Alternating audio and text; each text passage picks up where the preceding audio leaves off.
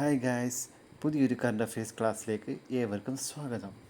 ഭൂമിയിൽ നിന്നും ഏറ്റവും കൂടുതൽ ദൂരം ബഹിരാകാശത്തേക്ക് സഞ്ചരിക്കുന്ന വനിത എന്ന നേട്ടം സ്വന്തമാക്കിയത് ആരാണ്?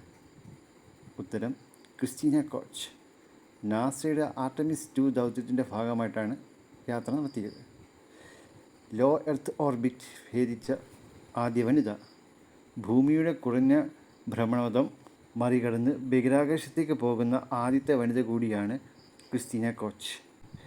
നാസയുടെ ഓറിയോൺ ബഹിരാകാശ പേടകത്തിലാണ് ഈ ചരിത്രപരമായ ചന്ദ്രയാത്ര നടത്തിയത്. 1972 അപ്പോളോ ദൗത്യത്തിന് ശേഷം മനുഷ്യനെ ചന്ദ്രനിലെത്തിക്കുന്ന നാസയുടെ സുപ്രധാന പദ്ധതിയാണ് ആർടെമിസ് 2. ഒരു യാത്രയിൽ ഒരു വനിത നടത്തിയ ഏറ്റവും ദൈർഘ്യമേറിയ ബഹിരാകാശ യാത്ര എന്ന റെക്കോർഡും മുമ്പ് ക്രിസ്റ്റീന കോച്ച് സ്വന്തമാക്കിയിട്ടുണ്ട്. തുടർച്ചയായി 328 ദിവസം